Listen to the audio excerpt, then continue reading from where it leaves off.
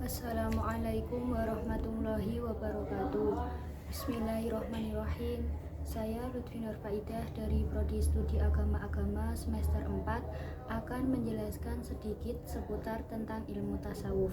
Yang pertama tentang pengertian tasawuf secara terminologi dan etimologi. Langsung saja, tasawuf secara terminologi menurut pendapat saya adalah tasawuf dengan keadaan di mana seseorang meninggalkan urusan dunia dan lebih mementingkan kehidupan di akhirat kelak.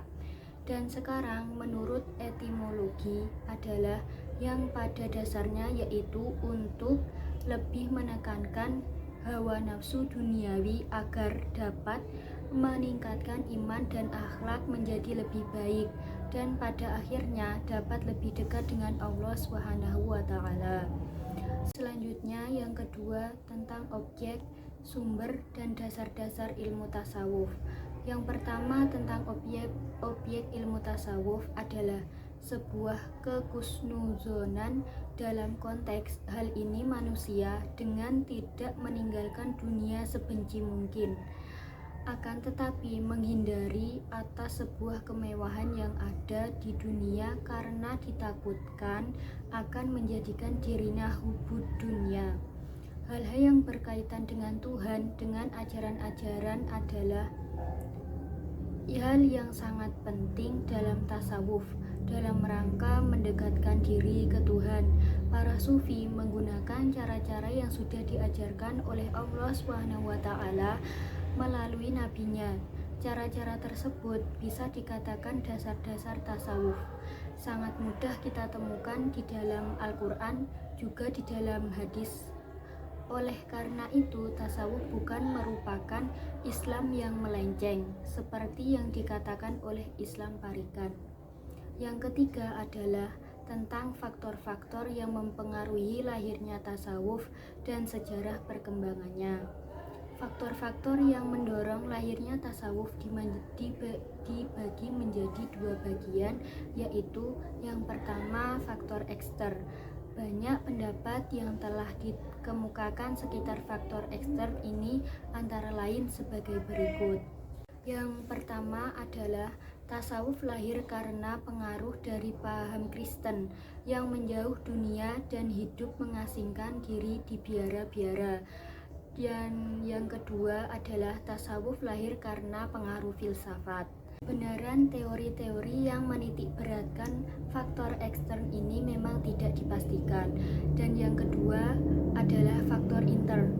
Faktor intern ini ditemukan di dalam Al-Quran dan hadis dan perilaku Nabi Muhammad SAW. Bahkan kalau kilas balik kehidupan para nabi sebelum Rasulullah SAW, banyak sekali perilaku para nabi yang mencerminkan kehidupan tasawuf. Selanjutnya, sejarah perkembangan dari kedua faktor tersebut yang paling dipandang sebagai penyebab lainnya tasawuf di dunia Islam lebih terlihat jelas dalam perilaku Rasulullah SAW. Walaupun tidak dapat dipungkiri bahwa pemikiran filsafat ikut andil dalam perkembangan pemikiran tasawuf dalam dunia Islam, para ulama tasawuf akhirnya bisa menyuguhkan konsep religi moral yang disebut mugomat, yang disebut psikognatik, yang harus dilewati oleh para sufi. Dan yang keempat adalah tentang perbedaan antara makhomat dan ahwal serta macam-macam tingkatan kedua dan pengertiannya.